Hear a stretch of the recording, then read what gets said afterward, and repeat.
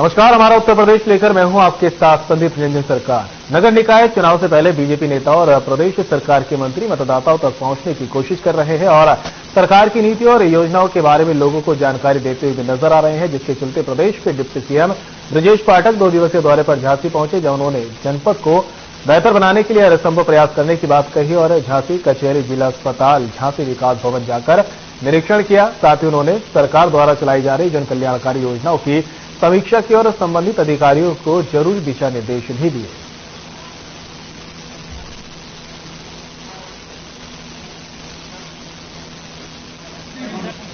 धरातल पर उतरे, उनका स्थलीय निरीक्षण भी हम करेंगे और आज विकास भवन में एक एक विभाग की बिंदुवार समीक्षा भी करेंगे। झांसी जनपद को बुंदेलखंड का, पूरे प्रदेश का हमारा बहुत ही प्रमुख जिला है, इसको सर्वश्रेष्ठ जनपद के रूप में स्थापित करेंगे और हर स्थिति में केंद्र प्रदेश की सारी योजनाएं यहां नंबर 1 पर लागू हो। जो डेवलपमेंट की योजनाएं हैं, कहां कहां धनराशि की और आवश्यकता है और कौन सी परियोजनाओं की आवश्यकता है, सभी परियोजनाओं की हम समीक्षा करेंगे और आवश्यकता अनुसार झांसी में सब कुछ लागू करेंगे। झांसी को सर्वश्रेष्ठ जनपद के रूप में स्थापित करने के लिए हम यहां पर आए हैं।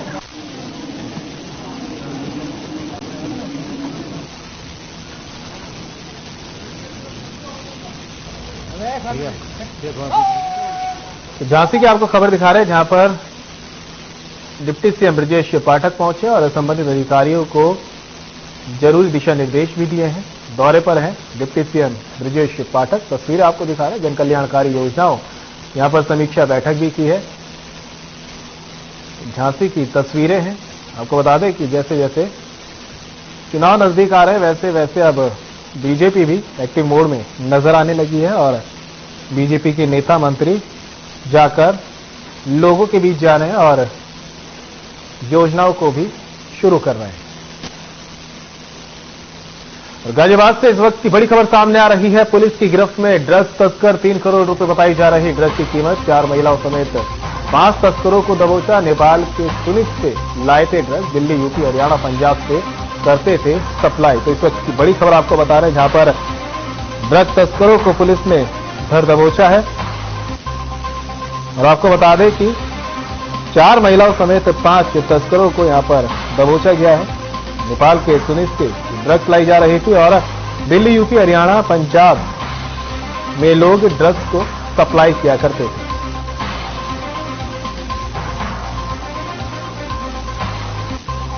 तस्वीरें इन्हीं ड्रग्स तस्करों की है जिन्हें पुलिस ने गिरफ्तार किया है। 5 लोगों को पुलिस ने गिरफ्तार किया गया है। इसमें 4 महिलाएं हैं और एक शख्स भी है जो तस्करी में पकड़ा गया है। नेपाल से लोग ड्रग्स लाते थे और इन्हें दिल्ली, यूपी और हरियाणा, पंजाब समेत दूसरे राज्यों में भी सप्लाई किया करते थे।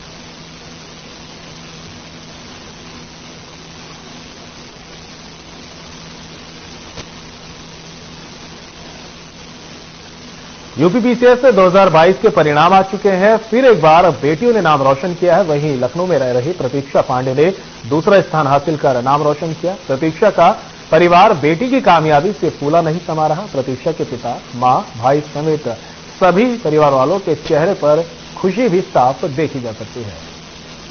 तो लखनऊ की तस्वीर आपको दिखा रहे हैं, जहां पर पीसीएस 2022 के परिणाम सामने आए और बेटियों ने यहां पर नाम रोशन किया है। तो वहीं दूसरे स्थान पर लखनऊ में रह रही प्रतीक्षा पांडे आई हैं और दूसरे स्थान पर आने के बाद में परिवार में भी खुशी की लहर है। मिठाई खिलाकर एक दूसरे को यहां पर खुशी मनाई है।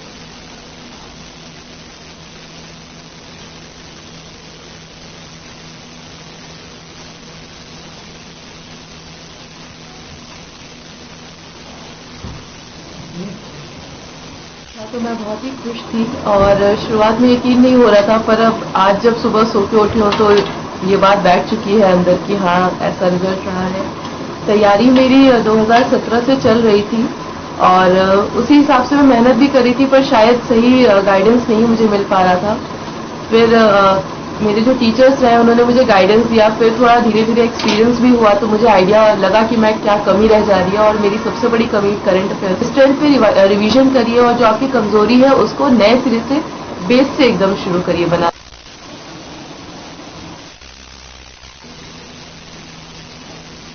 ग्रेटर नोएडा के जेवर कोतवाली इलाके में स्थित छातंगा गांव में पारिवारिक कलेश के चलते एक पति ने अपनी पत्नी की हत्या कर यमुना नदी में फेंक दिया और कोतवाली में जाकर उसकी गुमशुदगी की सूचना दर्ज कराई। इस बीच लड़की के परिवार वालों ने अपने दामाद पर हत्या का आरोप लगाते हुए शिकायत दर्ज कराई। पुलिस ने जब आरोपी से कड़ी पूछताछ की तो उसने अपना गुनाह कबूल किया। पुलिस और एसडीआरएफ की टीम लगातार 3 दिनों तक महिला के शव को यमुना नदी में तलाशती रही, जिसके बाद आखिरकार शव को बरामद कर लिया गया। पुलिस ने आरोपी की गिरफ्तारी कर ली है और शव छिपाने के लिए इस्तेमाल की गई बाइक को भी बरामद किया है। शव को यमुना नदी में फेंकने वाले आरोपी के रिश्तेदार को यहां पर पुलिस उसकी तलाश कर रही है।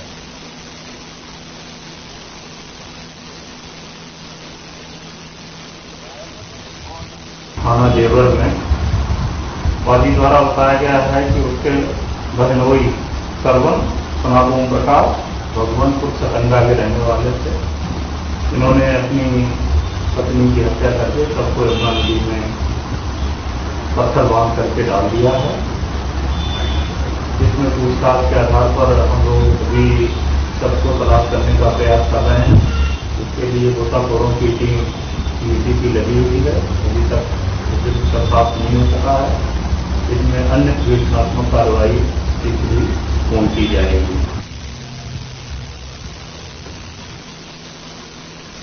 अब बात करते हैं फर्रुखाबाद की, जहां बसपा नेता डॉक्टर अनुपम दुबे के भाई अनुराग दुबे डब्बन और राशिद कुरैशी की संपत्ति को प्रशासन ने कुर्क कर लिया है। बता दें कि संपत्ति 2 करोड़ 21 लाख 92,500 रुपए की है। वहीं जिलाधिकारी न्यायालय के आदेश पर धारा 14 एक्ट के तहत संपत्ति को कुर्क किया गया।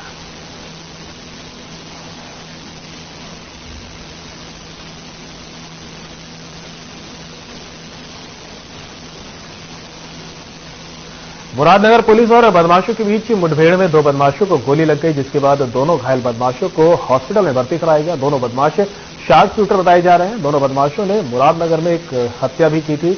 मामले पर जानकारी देते हुए डीसीपी रवि कुमार ने बताया कि कुछ दिन पहले बदमाशों ने एक ठेकेदार नवीन भारद्वाज के घर पर ताबड़तोड़ गोलियां बरसाकर हत्या को अंजाम दिया था। हत्याकांड के खुलासे के लिए कई टीमों को लगाया गया था, जिसके तहत ये कार्रवाई की गई।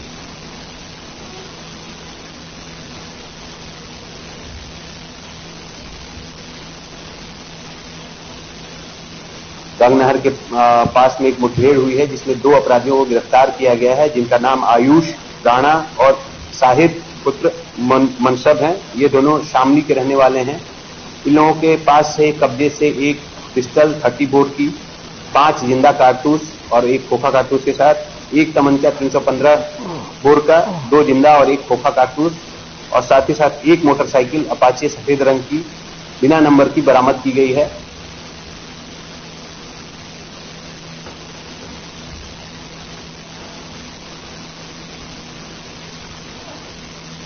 फर्रुखाबाद से इस वक्त की बड़ी खबर सामने आ रही है। गैस सिलेंडर से घर में लगी आग, नकदी समेत सामान जलकर हुआ खाक। गैस सिलेंडर चेक करते समय हुआ हादसा। ग्रामीणों ने समर पंप से पाया आग पर काबू। सिलेंडर में लगी आग को मिट्टी डालकर बुझाया गया। थानाध्यक्ष पुलिस फोर्स के साथ मौके पर पहुंचे। थाना शमशाबाद क्षेत्र के इदामपुर थमरई गांव का ये पूरा मामला बताया जा रहा है। तो बड़ी खबर आपको बता रहे फर्रुखाबाद से, जहां पर थाना शमशाबाद क्षेत्र के इमादपुर थमरई गांव में गैस सिलेंडर से घर में आग लग गई। बताया जा रहा है कि गैस सिलेंडर को चेक किया जा रहा था, उसी समय हादसा हो गया। नकदी समेत सामान जलकर खाक हुआ है। ग्रामीणों ने समर पंप से आग पर काबू पाया। सिलेंडर में लगी आग को मिट्टी डालकर बुझाया गया। साथ ही थाना अध्यक्ष पुलिस फोर्स के साथ मौके पर पहुंचे। तो बड़ी खबर आपको फर्रुखाबाद से बता रहे हैं, जहां पर गैस सिलेंडर की वजह से घर में आग लग गई। तो तस्वीरें देख सकते हैं इस तरह से जो है गैस सिलेंडर में आग लगी और उसके बाद में इलाके में हड़कंप मच गया। लोग मौके पर पहुंचे और समर पंप की मदद से आग पर काबू पाया गया।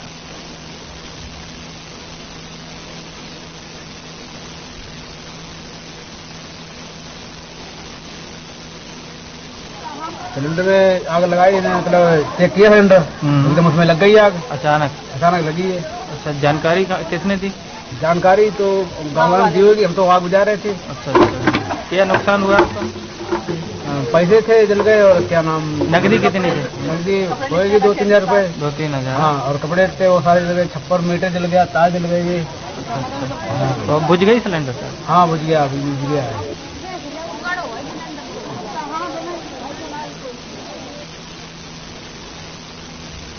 झांसी के गांव बिजरवाड़ा में पिछले दिनों हुई चोरी की घटना में मौरानीपुर पुलिस ने बड़ी सफलता हासिल की है, जहां पुलिस ने चोरी की घटना को अंजाम देने वाले शातिर चोर को गिरफ्तार किया है। वहीं चोर के पास से चोरी के समारोह नकदी बरामद की गई। एसएसपी के नेतृत्व में पुलिस क्षेत्राधिकारी के निर्देशन में चोरी की घटना को लेकर लगातार चेकिंग और धरपकड़ अभियान चलाया जा रहा था। तभी मुखबिर की सूचना पर कोतवाली प्रभारी उप निरीक्षक अंकित पवार ने पुलिस बल के साथ आरोपी को गिरफ्तार किया, जहां उससे पूछताछ के दौरान विजयवाड़ा में हुई चोरी की घटना का खुलासा हुआ। वहीं पुलिस ने पकड़े गए युवक की निशानदेही पर चोरी किए गए सामान को भी बरामद किया है।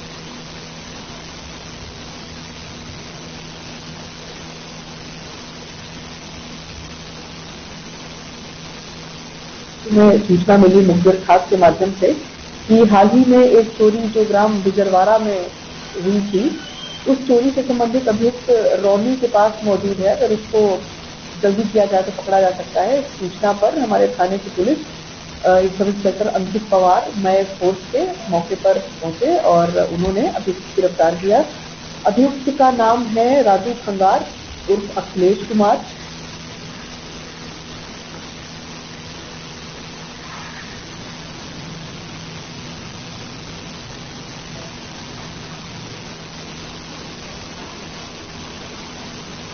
तंत्र मंत्र का झांसा देकर ठगी करने वाले एक महिला समेत 3 युवकों को नोएडा पुलिस ने गिरफ्तार किया है। अमृतसर पंजाब के रहने वाले संजय शर्मा को 1 साल से एक घर के अंदर कैद कर रखा था। संजय शर्मा को हार्ट अटैक की बीमारी थी। जादू टोनों से हार्ट अटैक की बीमारी ठीक करने के नाम पर 2 करोड़ 75 लाख रुपए ठगी के एक षड्यंत्र के तहत मोहम्मद फैजान खुद को तांत्रिक ने बताया था। तंत्र मंत्र का प्रपंच करके अपनी बातों में घर के अंदर उसे कैद कर लिया था। पत्नी को जानकारी मिलने के बाद पुलिस से शिकायत की। पुलिस ने आरोपी समेत पीड़ित को कब्जे से छुड़ा लिया। पुलिस ने चारों अभियुक्तों को गिरफ्तार कर जेल भेज दिया है।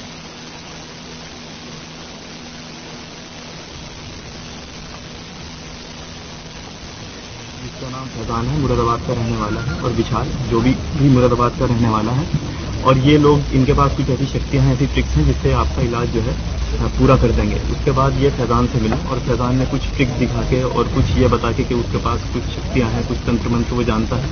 उससे इनका लगभग 1 साल इस तरह से इनके साथ ठगी करी है। और जैसे कि इन्होंने बताया 2 से 3 करोड़ रुपए का ट्रांजैक्शन जो है हुआ है, जिसकी जांच करी जा रही है। बैंक अकाउंट के स्टेटमेंट देखे जा रहे हैं। फिलहाल संजय शर्मा को रेस्क्यू कर लिया गया है और 4 लोग जो है इसमें, हिमांशु, उसकी वाइफ फैजान और उसका साथी विशाल, ये लोग अरेस्ट हुए।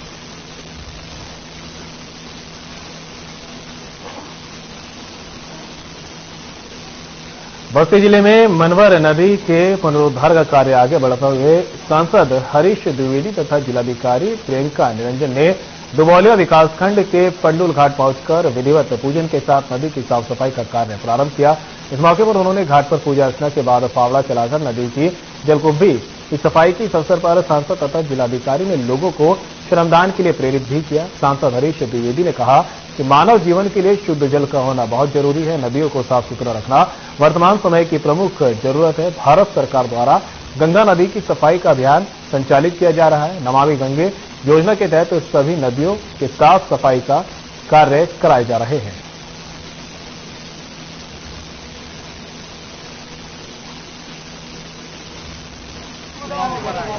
ये जो आज कार्य शुरू हो रहा है, ये नदी आपकी ही है।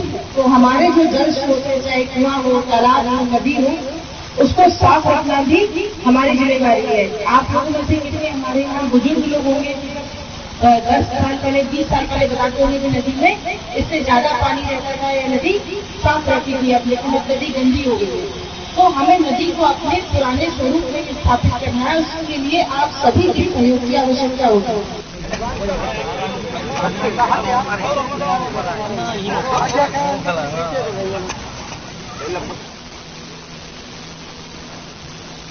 रामपुर में श्याम बाबा का कीर्तन कार्यक्रम किया जाना है। रामपुर के धर्मशाला चंपा कुबरी में आयोजित ये किया जाएगा। श्याम बाबा के कीर्तन में मनोना धाम के महंत ओमेंद्र चौहान मुख्य अतिथि के रूप में रामपुर पहुंचे। महंत ओमेंद्र चौहान का श्याम भक्तों ने फूल मालाओं से भव्य स्वागत किया। इसके बाद मीडिया से बातचीत की। इसके बाद रामपुर के धर्मशाला चंपा कुबरी में श्याम बाबा का कीर्तन में भजन गाने के लिए गायक कलाकार बरेली से शिवम शर्मा, सुरेश कटारिया हनुमानगढ़ से गुणगान करेंगे, जहां हजारों की संख्या में श्याम भक्त मौजूद रहेंगे।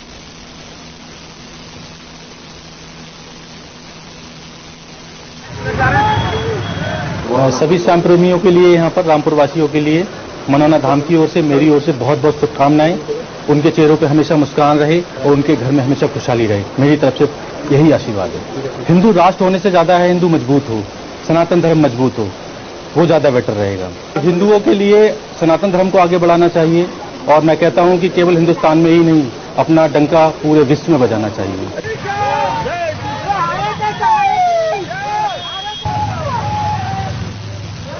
3 दिवसीय गोरखपुर दौरे के बाद मुख्यमंत्री योगी आदित्यनाथ ने सुबह गोरखनाथ मंदिर भ्रमण किया, जिसके बाद गौशाला में जाकर गाय के बछड़े को गुड़ खिलाया। मंदिर भ्रमण के बाद सीएम योगी ने गोरखनाथ मंदिर परिसर में जनता दरबार लगाया और सैकड़ों फरियादियों की एक-एक कर समस्याएं सुनी और मौके पर उपस्थित संबंधित अधिकारियों को उनके मामलों को जल्द से जल्द निस्तारण करने के आदेश भी दिए।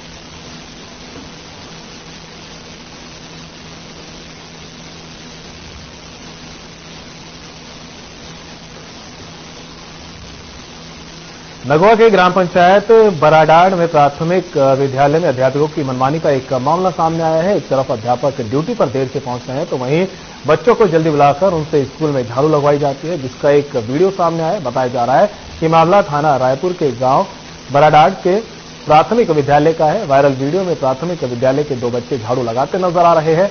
बताया जा रहा है कि अध्यापक स्कूल देर से आते हैं, लेकिन बच्चों को जल्दी बुलाकर उनसे झाड़ू लगवाई जाती है।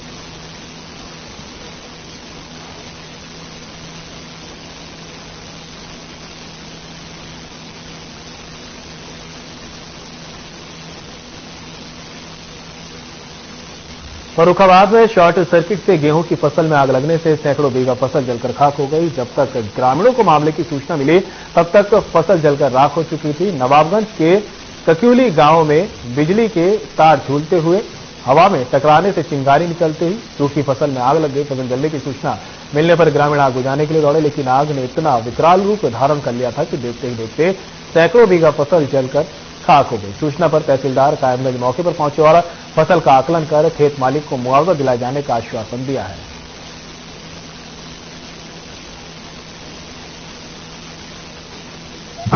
लाइन के पुलिस से ट्रांसफर हो गया। अच्छा, इससे जो फसल कई बीघा नष्ट हुई है, तो यहाँ पे जो अधिकारीगण आए हुए थे तो किसानों को क्या कुछ राहत मिलेगी? हाँ, मुआवजा लगेगी।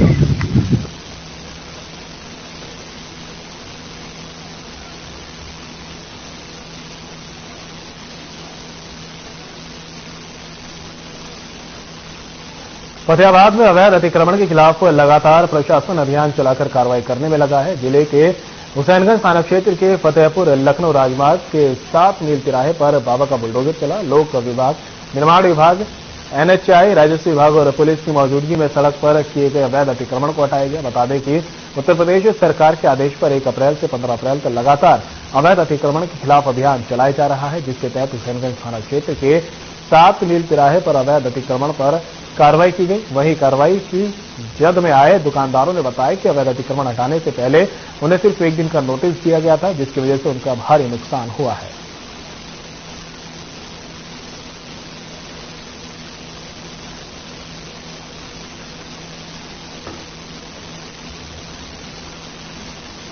गाजियाबाद के मोदीनगर में बस अड्डा स्थित भूपेंद्रपुरी कॉलोनी में एक दुकान पर ग्राहक बनकर आए बदमाशों ने महिला दुकानदार से चैन लूट ली। घटना को अंजाम देकर बाइक सवार बदमाश फरार हो गए। महिला ने भागकर बदमाशों का पीछा भी किया, मगर बदमाश भागने में कामयाब हो गए। सूचना पर मौके पर पहुंची पुलिस ने आसपास के लगे सीसीटीवी की जांच की और आश्वासन दिया कि जल्द बदमाशों को गिरफ्तार कर लिया जाएगा।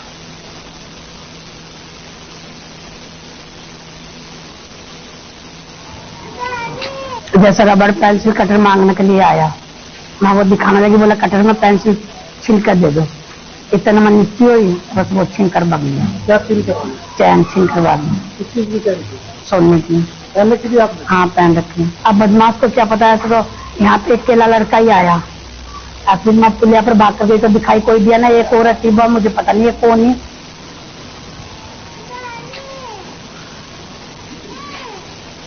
पेंसिल लेकर आए? पेंसिल लेने को जाए, पेंसिल रबड़ कटर। हमीरपुर जिले से निकलने वाले बुंदेलखंड एक्सप्रेसवे पर एक बड़ा हादसा हो गया। श्रद्धालुओं से भरी एक बस एक्सप्रेसवे के किनारे खड़े ट्रक से टकरा गई। हादसे में 1 दर्जन से अधिक लोग घायल हुए। बस में बैठे 4 सवारियां गंभीर रूप से घायल हो गए, जिन्हें इलाज के लिए कानपुर रेफर किया गया। बताया जा रहा है कि हादसे के दौरान चालक की मौके पर ही दर्दनाक मौत हो गई। पुलिस मौके पर मौजूद रही। घटना हमीरपुर जिले के मौधा कोतवाली क्षेत्र के बुंदेलखंड एक्सप्रेसवे की है। श्रद्धालुओं से एक भरी बस खन्ना बुंदेलखंड एक्सप्रेसवे के पास एक्सप्रेसवे के किनारे खड़े ट्रक से टकरा गई। घटना में बस पर बैठे 1.5 दर्जन श्रद्धालु लगभग घायल हुए, जिनमें हादसे के दौरान ड्राइवर की मौत हो गई। घटना की जानकारी होने पर मौके पर पहुंची 108 सेवा और पुलिस ने घायलों को इलाज के लिए अस्पताल में भर्ती कराया।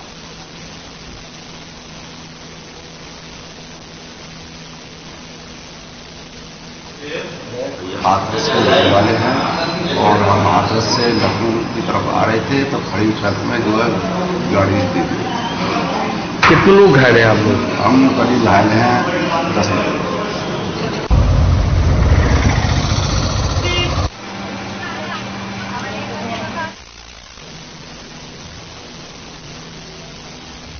और फिलहाल बुलेटिन में इतना ही। दीजिए इजाजत। नमस्कार।